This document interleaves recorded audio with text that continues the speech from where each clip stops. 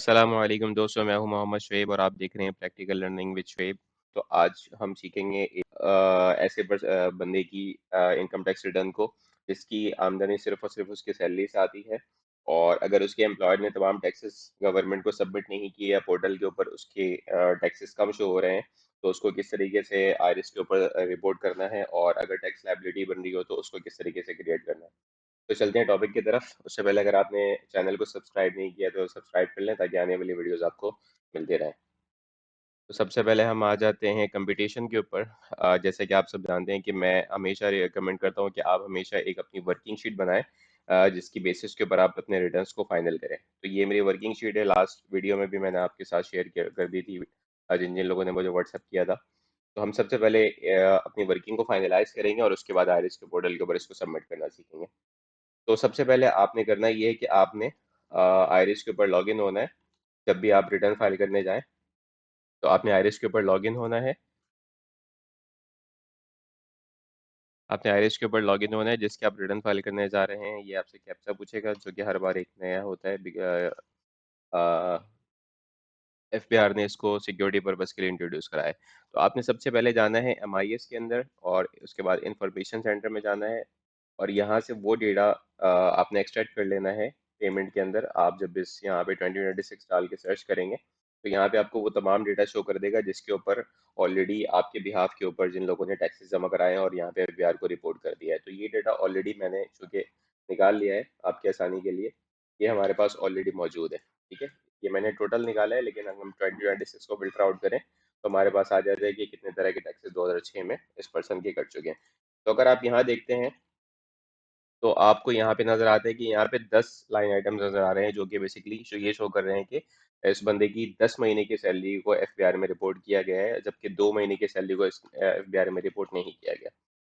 तो इसको आपको किस तरीके से टैकल करना है वो हम अपनी वर्किंग कंपटीशन शीट पे आते हैं और उसके बाद आपको बताते हैं। सबसे पहले हमने इसकी सैलरी हम रिटर्न फाइल कर रहे हैं तो उसकी सैलरी को हमने फाइनलाइज करना है और उससे हमने सैलरी लेनी है। सबसे पहले मैं इसको हाइड कर देता हूँ ताकि आपके लिए एक आसानी हो जाए। सबसे पहले हमने उसकी सैलरी को कंप्यूट किया, 12 महीने की 2026 की सैलरी को एज पर पे स्लिप क्या सैलरी आती है।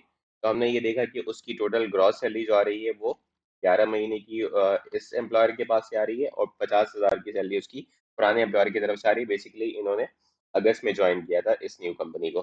ठीक है, अच्छा इसके मुताबिक इनकी सैलरी बन रही है 15,60,000 रुपये एनुअली। ठीक है, लेकिन होता क्या है कि जब हम 15,60,000 रुपये को यहाँ पे कैलकुलेट करते हैं डिवाइड बाई 12, अगर आप मंथली सैलरी डालते हैं तो इनका जो इनकम टैक्स है वो 45,000 बन जाता है। ठीक है, लेकिन चूंकि इनकी जो टैक्स डिडक्शन हुई हुई है वो हुई हुई है 37,000। यहाँ आप एमआईएस के डेटा में भी देख सकते हैं 37,000 इनकी टैक्स डिडक्शन हुई हुई है।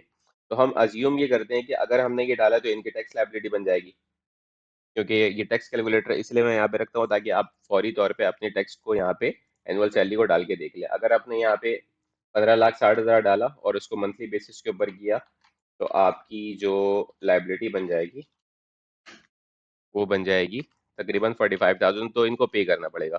तो उसके लिए हमने करना ये है कि इसकी सेविंग के लिए सबसे पहले हमने इनकी सैलरी के पोर्शन से उस पार्ट को बनाना है, मेडिकल एग्जामेशन को निकालना है। तो ये यहाँ पे एक मैंने कॉलम बनाया है, एक वर्किंग यहाँ पे की है कि इसके अंदर से हमने 10% मेडिकल एग्जामेशन होती है जो कि एफबीआर अलाउ करता है कि अब आप बेसिक सैलरी का 10% जो है वो एग्जाम्प्ट हो जाएगा और बाकी आपकी जो है वो टैक्सेबल बनेगी।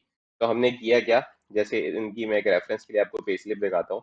ये इनकी 130,000 सैलरी है, लेकिन इसमें बेसिक का जो पोर्शन वो आप देख सकते हैं वो यहाँ पे 76,471। तो इट्स मीन 130,000 में से 176,000 जो है वो बेसिक है और बाकी इसके अलावा इनके अलाउंसेज है। अच्छा आपको एक बात बताते चलूँ, as per FBR law employer की तरफ से मिलने वाले तमाम तर बेनिफिट, चाहे वो यूटिलिटीज हो, फ्यूल एक्सपेंडिचर हो, हाउस रेंट हो, वो तमाम या बोनस हो, वो तमाम जो है वो टैक्सेबल होते हैं। इसमें सिर्फ जो एग्जामेशन आपको मिलती है वो बेसिक सैलरी का 10% आप उसको मेडिकल एग्जामेशन के तौर पर एग्जाम कर सकते हो। वो भी उस सूरत में एक कंडीशन ये है कि अगर आपको एम्प्लॉयर की तरफ से मेडिकल रियम्बर्समेंट नहीं अलाउ हो रहा हो। ठीक है, तो यहाँ पे हमने इनकी टैक्स सेविंग के लिए किया क्या कि हमने इनकी सैलरी को हमने अज्यूम ये किया कि यहाँ पे ये एम्प्लॉयर बने इनके जो कि पुराने से एम्प्लॉयर थे, और ये हैं एम्प्लॉयर टू जो इन्होंने अगस्त में ज्वाइन किया है। ठीक है, और इनके एम्प्लॉयर का नाम क्या है वो आप एमआईएस के डेटा में भी देख सकते हैं, प्रिज्म पे सॉल्यूशन प्राइवेट लिमिटेड। ठीक है, तो हम अज्यूम ये करते हैं कि एम्प्लॉयर टू को इन्होंने ज्वाइन किया 11 महीने के लिए और 1 महीने पुराने एम्प्लॉयर के पास से। तो अब हमने क्या करना है कि इनकी सैलरी का हमने पार्ट बना लिया कि 130 में से 76 जो है वो बेसिक सैलरी है, और इस बेसिक सैलरी का 10% हमने हमने कैलकुलेट कर लिया। अच्छा, उसकी कैलकुलेशन करने का तरीका ये होता है कि आपने बेसिक सैलरी को डिवाइड करना है 110 से और मल्टीप्लाई करना है 10 से। इसका मतलब ये होता है कि इस बेसिक सैलरी के अंदर 10% जो है वो मेडिकल का पोर्शन ऑलरेडी इंक्लूड है, तो हमने उसको इंक्लूड करना होता है। और उसके बाद नेक्स्ट फॉर्मूला आपने लगाना है ये कि 130 माइनस मेडिकल एग्जामेशन वाली अमाउंट, तो आपको ये टैक्सेबल अमाउंट नजर आ जाएगी। इसी तरह आपने फॉर्मूले को ड्रैग किया तो इनकी टोटल सैलरी से हमें पता चल गया, और इस 50,000 के बाद हमारे पास ब्रेकअप नहीं है, तो हमने इसको अज्यूम किया कि टोटल टैक्सेबल है जो कि पुराने एम्प्लॉयर से इनको मिला है। तो हमने अज्यूम ये किया कि अब हमारी 1.4 मिलियन की सैलरी जो है वो टैक्सेबल है, और 76,000 की सैलरी जो है बेसिकली वो आपकी एग्जेम्प्टेड है। ठीक है, अब जब आप आते हो यहाँ पे इसका एवरेज निकालते हो टैक्सेबल का, तो 123,627 बनता है, जो कि हमने यहाँ पे फीड किया, और हमारे पास टैक्स अमाउंट निकल कर आ गई 37,138। सैलरी डिटेल की टैब के अंदर टोटल रिकंसिलिएशन इसी बात की होती है कि आपका जो टोटल सैलरी है और उसमें से एग्जाम्शन अमाउंट कितनी है और उसमें से टैक्सेबल अमाउंट कितनी है, और उसके ऊपर आपका टैक्स कैलकुलेट क्या हुआ है, और आपकी टैक्स आपने इस दौरान पे कितना किया है। तो यहाँ पे इसी सैलरी के टैब के अंदर ही आपकी जितनी भी विथहोल्डिंग्स जितनी तरह की कट चुकी होती हैं वो ऑलरेडी एमआईएस से आप निकाल लेते हो। यहाँ पे मैंने एक पिवट बनाया हुआ है 2026 का इनका, कि इनकी सैलरी से 37,000 कट चुके हैं, और कैश विड्रॉल के ऊपर चूंकि नॉन फाइनल थे लास्ट ईयर में, तो इनका जो है वो under under section 231 cash withdrawal के ऊपर टैक्स पीरियड है 560 रुपए। तो टोटल इनकी टैक्स अमाउंट जो कट चुकी है वो फाइनल टैक्स में इतनी कट चुकी है 37,000 अप्रोक्सीमेटली इनकी कट चुकी है, यानी कि 37,646 एडजस्टेबल की, और ₹4 जो है वो फाइनल फिक्स के। तो टोटल इनका आउट ऑफ 37,190 37,650 जो है वो टैक्स कट चुका है, यानी 460 रुपए टैक्स ज्यादा कट चुका है। इस रिकंसिलिएशन शीट की बनाने का फायदा ये होता है कि आपको जब आप एमआईएस के ऊपर रिपोर्ट करने जाते हो तो आपको एक भी नंबर जो है वो आउट ऑफ ऑर्डर नहीं मिलता, और आपने जस्ट यहाँ से उठाना है और वहां पे पेश करना है। ठीक है, इसके बाद अब आ जाते हो वेल्थ स्टेटमेंट के ऊपर। मैं स्किप कर रहा हूँ पर्सनल एक्सपेंडिचर को, उसकी वजह मैं आपको भी बताता हूँ। आपने आ जाना है इनके रिकंसिलिएशन के ऊपर, वेल्थ स्टेटमेंट की। वेल्थ स्टेटमेंट के अंदर जो भी इनके बैंक अकाउंट जितने इनके नाम पे मौजूद है उसको आपने रिपोर्ट करना है यहाँ पे। और उस इसके अलावा कोई अगर बाइक या कार वगैरह इनके नाम पे मौजूद है, फर्नीचर फिक्सर के नाम पे कोई एसेट्स मौजूद है, या अदर कोई बेनिफिट इनके पास मौजूद है, या कोई कैश इन हैंड है, तो उसको तमाम अपने टोटल आउट यहाँ पे कर लेना है। सबसे पहले हमने अपने तमाम बैंकों का, जितने भी बैंकिंग इनके नाम पे मौजूद है, उनका 30 जून का बैलेंस लेना है जो कि एसेट्स में काउंट होगा। इसके अलावा कोई बाइक इस दौरान आपने खरीदी तो उसको ले लेना है आपने, और कोई आपकी आपने जब देखना है यहाँ पे कि आपके पास टोटल एसेट्स क्या बनने हैं, तो यहाँ पे आपको इंक्रीज या डिक्रीज पता चल जाएगा कि आपके पास इंक्रीज या डिक्रीज क्या हुआ। ठीक है, एक फैसल बैंक का क्रेडिट कार्ड भी इनके नाम पे मौजूद है जो कि 250 इसकी लाइबिलिटी बन रही है, तो ये नेटिंग ऑफ हो जाता है। इसका मतलब ये हुआ कि आपकी इंक्रीज या डिक्रीज पिछले साल से इस साल कितनी हुई, यानी ये आपका लास्ट ईयर के एसेट्स हैं और ये अभी के आपके एसेट्स हैं, तो आपकी 6 लाख की इंक्रीज हुई इस एसेट्स में। जैसे लास्ट वीडियो में भी मैंने आपको बताया था कि रिकंसिलिएशन इसी चीज का नाम है कि आपके पास जो है इनफ्लो और आउटफ्लो का बराबर होना, या इंक्रीज या डिक्रीज का बराबर होना, वो जरूरी है। तो आपने यहाँ पे देखा कि लास्ट ईयर इनके एसेट्स 6 लाख थे और अभी इनके एसेट्स 12 लाख हैं। इसका मतलब ये कि 6 लाख से इनके एसेट्स इंक्रीज हो गए। उसकी वजह क्या बनी? उसकी वजह यही बनी, मैं आपको यहाँ पे समझाता हूँ कि 15 लाख रुपए इनके एसेट से इनफ्लो हुआ, 10 लाख रुपए इनकी इनकम फाइनल टैक्स से आई। टोटल इनका इनफ्लो हुआ 15,60,10 रुपए, और टोटल इनका आउटफ्लो हुआ एक्सपेंडिचर के मद में, यानी इनके जो पर्सनल घर के खर्चे हुए वो 958,000 हुए। इसलिए मैंने स्किप किया था कि जब आप यहाँ पर आओगे तो यही अमाउंट उठा के हम यहाँ पे फीड करते हैं। अगर आप चाहो तो इसमें भी बाइफिकेट कर सकते हो, लेकिन अभी फिलहाल के लिए आपको समझाने के लिए एक हेड काफी है कि तमाम खर्चे जो है वो इनके घर के यहाँ पे मौजूद हुए। ठीक है, तो यहाँ पे ये जब ये डिफरेंस और ये डिफरेंस बराबर हो जाता है तो आपकी रिकंसिलिएशन जीरो हो जाती है। ठीक है, यानी आपके जितने एसेट्स में इंक्रीज हुए आपने उतनी ही अपने इनकम से सेव किया। आप देख सकते हो 15,60,000 रुपए इनकी इनकम थी, जबकि इन्होंने खर्च किया 6 लाख रुपए कम। वही 6 लाख रुपए कम जो इनके एसेट्स में ज्यादा हो गई। ये बहुत सिंपल कैलकुलेशन है। ठीक है, लोग बहुत हमेशा रिकंसिलिएशन के ऊपर परेशान हो रहे होते हैं कि रिकंसिलिएशन कैसे होगी। तो वो इस तरीके से सबसे पहले आपने तमाम एसेट्स को लाइन बाय लाइन फीड कर लेना है, ठीक है। और उसके बाद आपने तमाम लाइबिलिटीज को, कोई ये लाइबिलिटी यहाँ पे है तो उसको आपने वो कर लेना है। आपको पता चल जाएगा कि एसेट्स माइनस लाइबिलिटी, आपके टोटल नेट एसेट्स इस साल के एंड तक कितने रहे, जो आपके पिछले साल से माइनस हो जाएंगे, और आपको इंक्रीज और डिक्रीज पता चल जाएगा। उतना ही आपका इनफ्लो या आउटफ्लो पॉजिटिव या नेगेटिव होना चाहिए। अगर यहाँ पे एसेट्स आपका इंक्रीज हो रहा है तो आपकी इनकम से उतनी ही सेविंग होनी चाहिए जो कि यहाँ पे हो रही है, और इस सूरत में फिर आपका जो अमाउंट है वो रिकंसाइल हो जाएगा, ठीक है। ये दोनों टैक्सेस के स्लैब में हर शीट के ऊपर रखता हूँ, ताकि किसी भी पिछले साल की आपको देखना हो क्या स्लैब चल रहा था या आपकी इनकम क्या थी, तो आप जस्ट वहाँ पे नंबर फीड करें और यहाँ पे आपको आपकी टैक्स लायबिलिटी उस साल की पता चल जाएगी, ठीक है। और वैसे भी ये हर इंडिविजुअल की शीट बना के रखना एक बहुत जरूरी है, ताकि आपको पता हो कि आपने क्या डेटा रिपोर्ट किया है, ठीक है। अच्छा, यहाँ पे जब हम आते हैं तो हम यहाँ पे आपने गौर किया कि एफबीआर के अंदर जो सैलरी रिपोर्ट हुई थी वो जो कि 10 महीने की थी, लेकिन जो कि हमने सही नंबर रिपोर्ट करना होता तो इसलिए हमने पूरी 12 महीने की सैलरी बनाई, उसमें से हमने टैक्स का पोर्शन निकाला और उसमें से हमने मेडिकल एग्जामेशन की अमाउंट निकाली। तो हमारा जो टैक्स है वो खुद ब खुद जो है वो डिक्रीज हो गया। अगर इस सूरत में, अगर जो हमारा टैक्स यहाँ पर 123 एवरेज हमारी सैलरी बन रही है, अगर मैं यहाँ पे 15,60,000 रुपये पूरे डालता इंक्लूडिंग मेडिकल एग्जामेशन, तो आप देख सकते हो कि 45,000 बन जाता, और इनका टैक्स जो कटा हुआ था वो 37,500 के अप्रॉक्स था। तो इनको 8,000 रुपये की PSID बनती और इनकी एडमिटेड टैक्स बनता जो इनको पे करना पड़ता।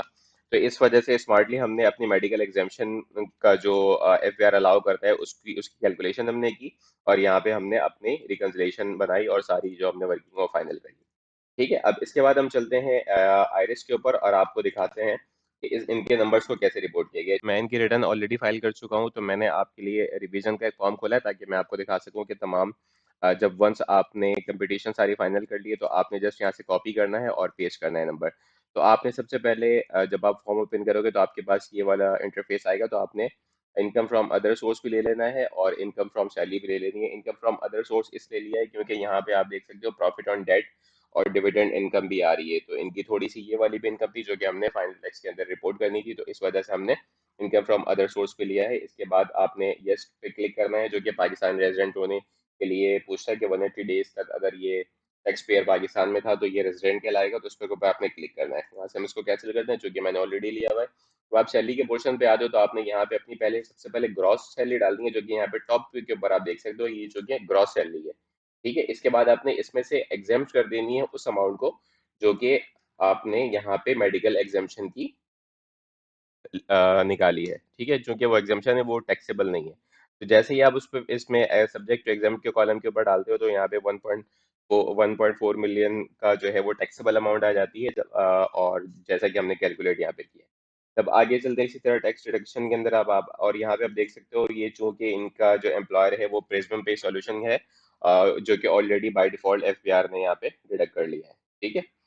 इसके बाद आप एडजस्टेबल टैक्स के ऊपर आते हो और यहाँ पे अपनी जो सैलरी, जो टैक्सेबल सैलरी है उसको रिपोर्ट करते हो, और इसके अलावा जो आपके टैक्स रिडक्शन के कॉलम में आपने वो वाली अमाउंट को रिपोर्ट करना है जो ऑलरेडी टैक्स आपका डिडक्ट हो चुका है 37,086, ठीक है। आप आगे आ जाओ फाइनल टैक्स में, और इसके बाद एवरेज टैक्स में किसी भी तरह का कोई नंबर रिपोर्ट नहीं है। इसके बाद अदर सोर्स में आप आते हो तो आपने देखा कि यहाँ पे प्रॉफिट ऑन डेट की कैलकुलेशन और जो डिडक्शन है वो FPR खुद ब खुद ऑटो सेलेक्ट कर लेता है, तो उसमें आपको किसी भी तरह की कोई नंबर फीड करने की जरूरत नहीं है।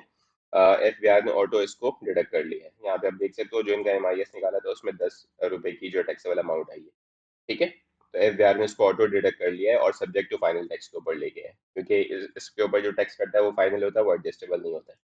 इसके बाद आप आ जाते हो टैक्स चार्जेबल के ऊपर। जब आप कंपटीशन के ऊपर आते हो तो यहाँ पे अपनी सारी कैलकुलेशन को देख सकते हो कि 15,60,000 की सैलरी से इनकम है, और जो अदर सोर्स है आपकी इनकम है वो 10 रुपए है, और सब्जेक्ट टू एग्जामेशन के कॉलम में वही एग्जैक्टली मेडिकल की अमाउंट है जो टैक्सेबल नहीं है, और टैक्सेबल के कॉलम में वो अमाउंट है जो टैक्सेबल है। और इसके ऊपर आपका नॉर्मल टैक्स कितना कट चुका है वो यहाँ पे रिपोर्ट हो रहा है, जो कि ये दो नंबर थे जो यहाँ पे हमने ऑलरेडी बना लिए, 37 और 560 और 4, ठीक है। जो जो टैक्स कैलकुलेशन हो रही है वो 37,190 हो रही है, और यहाँ पे मोर और लेस दो दो रुपए की ये रही टोटल अमाउंट 37,190, 37,190। और इसके अलावा जो आपका टैक्स कट चुका है वो कट चुका है 37,650 और आपकी एग्जैक्टली 460 रुपीज के रिफंडेबल निकल रहा है। ठीक है, जो कि इस वर्किंग के फाइनल करने के बाद जस्ट आपने कॉपी करना है और आइरिस के ऊपर पेस्ट करना है। इसके बाद आप नेक्स्ट 12th के कॉलम में आ जाते हो, तो यहाँ पे आपके पर्सनल एक्सपेंडिचर आ जाते हैं जो कि आपने ऑलरेडी बनाया हुआ है। यहाँ पे सारे नंबर्स को रिपोर्ट किया हुआ है आपने।